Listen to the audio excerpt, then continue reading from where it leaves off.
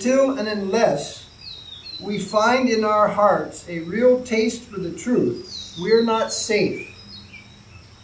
First, on the surface, spiritual life begins with Shraddha, faith, and underneath with Sukriti, a special merit.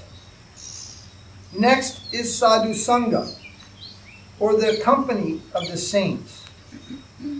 Within that is our surrender to Guru. Then bhajan begins. So this process is being analytically described. First, we come with some faith. Some people say that faith is blind. But that may be tested.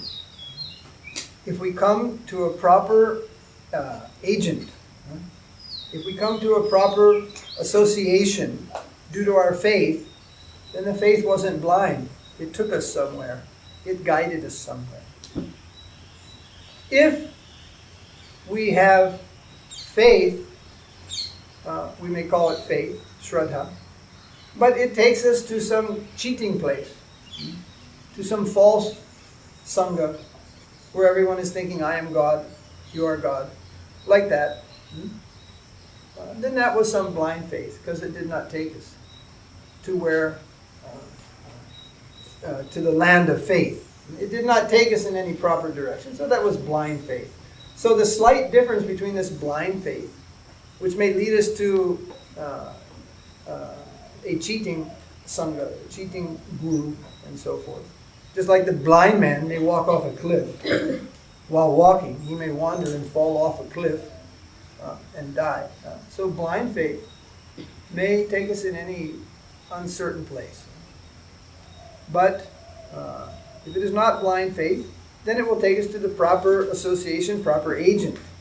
So the slight difference there is beneath the faith there's Sukriti, merit, unseen merit.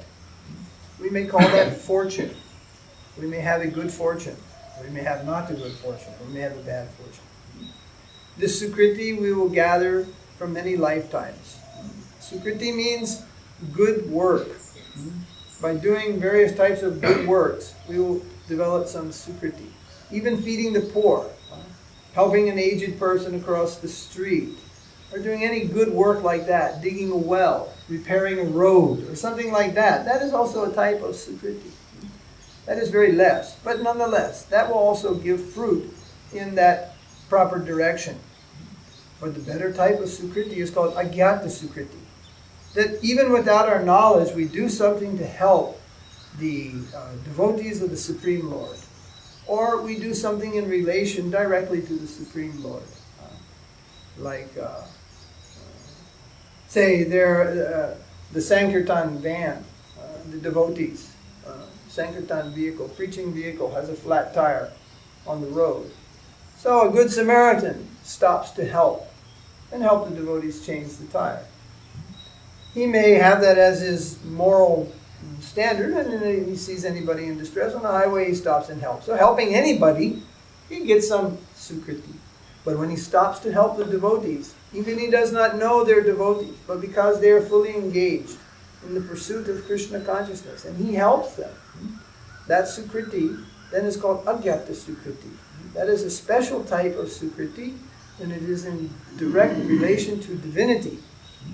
And that will bring to him much good. Even a little Agyata Sukriti in a previous life, or somewhere in this life, will bring us very soon to the proper line of the representation of the Supreme Lord. So, then, the next thing which is developed or unfolding is surrender. Surrender is next. Our faith will guide us in the proper way, and then we begin the life of surrender. Saranagati. Saranagati in the very beginning. There must be surrender. Now, how do you come to the point of surrender? You understand the idea of surrender. If there is a war, and there is surrender, what do? You give up. You give up. You cannot any longer struggle against the forces. You face hopelessness. You face a type of defeat. You cannot anymore maintain your position. So in this world, we are maintaining what? Spiritual position? No. We are maintaining a material position. Life after life, simply we are maintaining a material position. So surrender means we will feel a state of hopelessness. In that hopelessness, we have no alternative but to give up and surrender to Krishna. If you enter on the path of devotional service, but you never come to feeling hopeless, then how you'll surrender? It is not an intellectual exercise. It is not something that you do simply by practice. It is a condition of your heart. It is not so much your arm and leg and mind. Even offering your wealth, even offering your talent, even offering your knowledge, this may not be surrender. This may be also patronizing to one's own self. But when we are hopeless and we feel that we cannot, when we are hopeless, then we can surrender. And what is it that we surrender? Again, it's not our wealth, it's not our talent, it's not our intelligence, or any ability that we have. It is simply ourself. We surrender our heart. When the heart goes, the mind follows. Where the mind goes, the arm, leg follows. And thus wealth, intelligence, talent, everything that we have, it also goes to Krishna. But if in the forefront, we haven't given ourself, self-surrender, that is called Saranagati, Prapanam Jivanamrita, life nectar of surrendered souls. We haven't given the self, the very self of our existence, in the front to Krishna, then everything that's coming behind may not be actually for Krishna.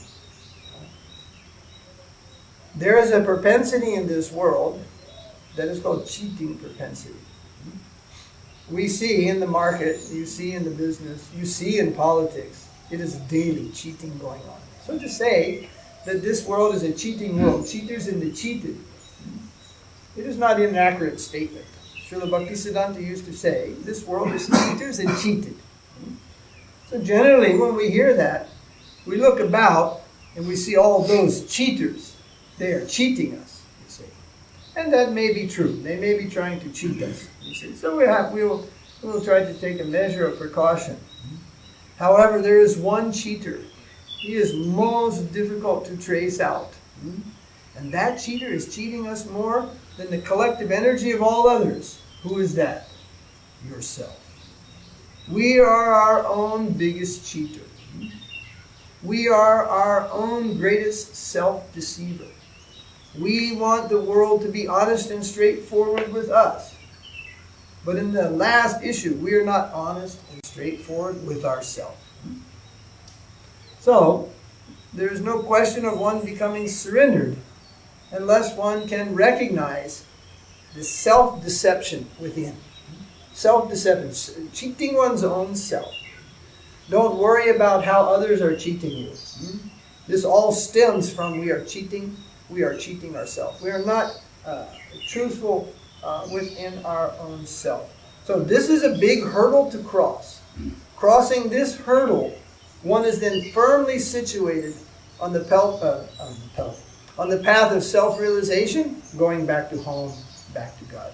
Crossing this hurdle. But it is a big hurdle to cross, self-deception.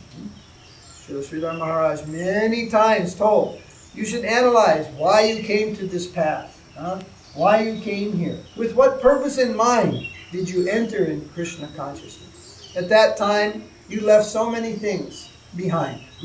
Many people walked away from university education. They were within, in some cases, a short time, 6 months or something like that, to take a particular degree. Even PhD degree, high degree of honor. Many devotees, they found in Krishna consciousness something so sublime, something so rewarding, something so attractive and so enticing, they left that opportunity of a great career. They left the military opportunities, even at the expense of facing imprisonment. They left their military obligation to run to Krishna. For that you can go to jail. Yet all over the world, devotees did that, particularly Achyutananda. He ran from that. He ran to India and stayed, avoiding that military obligation. One devotee, Achyutananda Swami. Later he was given amnesty, he went back, but wealth. Some devotees were offered great wealth by their family. They were threatened. If you go in the direction of Krishna consciousness, you're cut from the inheritance. You won't get house. We won't leave you a dime. What to do, they told, then I will die a beggar. And they went to Krishna, leaving great wealth behind. In one particular case, one devotee, his father offered him $2 million cash in a box, in a suitcase. He came to the temple with it in his hand. He talked to his son, who was a brahmachari. Simply, you leave this temple and come out. This is just the beginning. This is just your party money. Leave this place. No, I cannot leave. Krishna, he stayed. He left that money behind. So, there are many, many examples. Of course, some of us had not very little to leave behind except the life of suffering and poverty anyway. Krishna consciousness was an upgrade. Still, in that life of poverty, they say every pauper is proud of his penny. Even the beggar likes his harmonica. He's attached to something. But we leave those attachments. The yogi's attached to his yoga practice. The meditation attached to his meditation. All these things. We're attached to a guitar, a harmonium, something. Harmonica, drums, something like that. And we were told, no, no, no, no. We don't play those things in the temple. We are prepared to leave all these things of wealth, value, and significance in our life. For what? For Krishna and Krishna consciousness. So we have a glimpse of a conception, and it is so superior to everything else, we are ready to leave that. But then, Srila Sri Ramar said, don't become a self-deceiver, that after some time you retreat on the path. In America, we have this saying, middle-class America.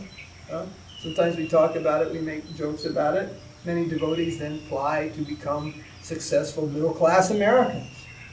And in the estimation of some, they will praise, oh, you have everything. You have a home in the country. You have succeeded. You are in the middle class America.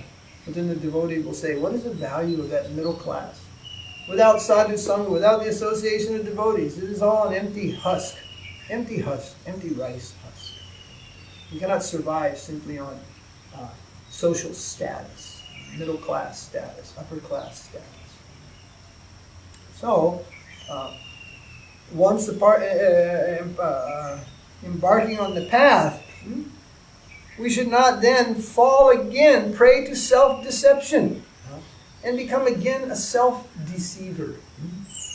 And then again, in some way, lie and cheat ourselves. So that is a very subtle thing. How to write all that out, explain what is that self-deception. But it begins with the feeling that you are strong. It begins with the feeling that you don't need anybody. It begins with the feeling that you're all right. Everything is fine. You don't need others. This is all self-deception. Why? Because the soul itself is only a particle of consciousness, and it is dependent from its very beginning to be connected with the conscious world. It is not a loner. It is a groupie. The soul is a groupie, not a loner. He does not stand alone. He stands with many souls. We stand to serve Krishna together, not alone. That is why ashram means come and live together to serve Krishna. Here you can actually serve Krishna. Some people will retreat to home, to far away to serve Krishna. There you won't serve Krishna. There you're living a life of self-deception, thinking you are serving Krishna. That will not be so acceptable. Living in the group means there's always surrender. It is there all the time. You are needed to do offering. You are needed. You are needed. You are needed. But we feel that is exploitation. That is not correct. That is our fortune. We are being given the opportunity to come forth and serve and to sacrifice. But when we retreat to alone, even if you are a sannyasi, you just retreat to live in some cave and just go on with 64 rounds of japa every day, in the opinion of Srila Bhaktisiddhanta, you're a self-deceiver. You're deceiving first yourself, and then you're deceiving others, making a show of this greatness. You come out from your cave of 64 rounds. You come to the mutt life. You come to the ashram life, the active life of serving Krishna with many and spreading that good word to others, doing great benefit to others by spreading the holy name. Then you are avoiding this self-deception. So the whole ashram life is to help us over this massive hurdle of self-deception, which also means selfishness. We think that by accumulation for ourselves, we will be happy. But this is another self-imposed lie. You are not You are not happy by consumption. The living being is only happy by giving. He is not happy by consuming. That is his illusion. That is his maya. Krishna is the consumer. There is only one consumer. That is Krishna. All others are particles of consumption. They are to be eaten by Krishna. They are to be devoured by Krishna. They are to be utilized by Krishna. They are for his pleasure. You may think of the living being, the soul, is just like a rasgula. It is to be eaten by Krishna. You will get good taste from that soul. But you are not for eating many other rasgulas. You are not for enjoying other living entities. That is called illusion. That is called maya. So we have to recognize what we are. We are units of service. We are units of necessity. And in this world, we must feel hopelessness. Let us say we have, I gave this example the other day. We want to perform some service. We want to make a new palki. So we assess what can we afford from our budget. So let's say we come up with, well, we could eke out 20,000 rupees within the next 2 or 3 months. So we order a new palki, nice design. Then it is all finished. Then someone will say, it's very nice. Everyone will say, it's very beautiful. Then someone will say, yes, Krishna's mercy. And mostly everyone will agree, Krishna's mercy. But then someone may think, no, actually, we calculated that completely within our means. What was our energy at hand? We calculated we can do that. You see? So at which point was it Krishna's mercy? You see, we throw this word around like flower petals in a Pushpanjali ceremony. Krishna's mercy, kripa. But at which point was it Krishna's mercy? Okay, everything is Krishna's mercy in the life of devotee, so it may be accepted. But let's say we decide to spend 1 lakh or better. Let's look at it this way. What if we decide to build a palki for $2 million on the top of a mountain in Bangalore? And we only have 400 rupees in our wallet at present. If we succeed in it, then we might say very heartily, oh, Krishna's mercy. Because, meaning, not that his mercy is measured by money, but the point is, we attempt to do something which is beyond our reach. We cannot do that. We are penny poorless. You know? You're looking at an ashram with 6 dirt poor swamis, and a few householders around who aren't far behind. We're certainly not wealthy. Then, if we try to do something which is beyond our reach, then what is required to do that? Definitely Krishna's mercy is required to do that. Srila Prabhupada used to explain how his Guru Maharaj always kept them in poverty.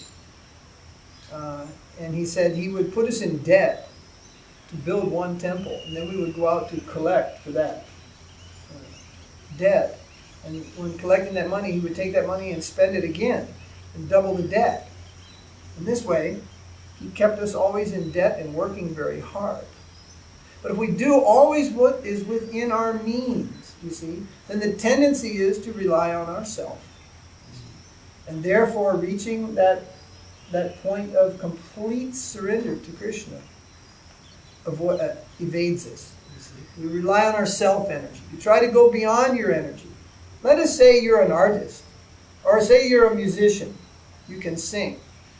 Let's say you're talented in producing. A good example was a magazine. Srila Prabhupada told one devotee, old days, told Rai Ram, what is it? Rai Ram, told him, you start one magazine, it will be called Back to Godhead. This person practically never finished a high school education. He had absolutely no training in journalism and could barely read a newspaper.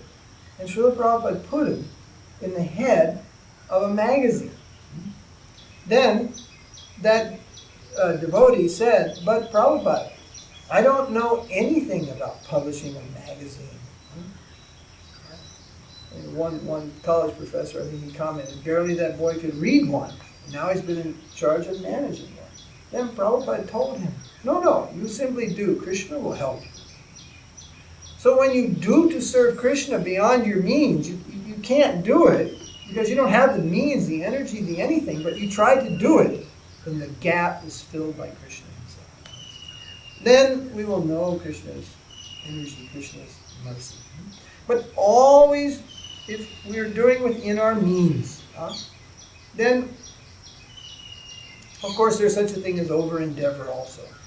Don't push yourself over the line. So the idea is you don't do in any case. You don't push yourself under the line, you don't push yourself over the line.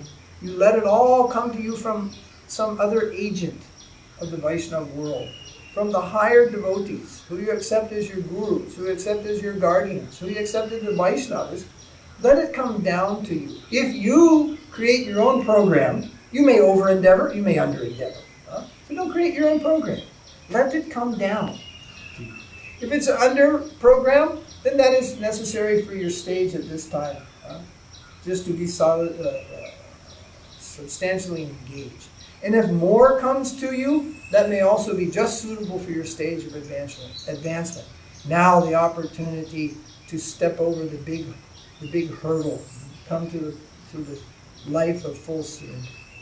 Without the life of full surrender, we cannot go home back to Godhead. The life of full surrender is necessary. Srila Sridhar Maharaj had a little, what you call it, a little cliche. Mind your own business, surrender. We only have one business in this world. Not painting business, not incense business, not management business, not video business. Only business is surrender. The whole life is meant for this. Come to the point of surrender to Krishna, Saranagati. Then our eternal life begins, the life of sweet Krishna.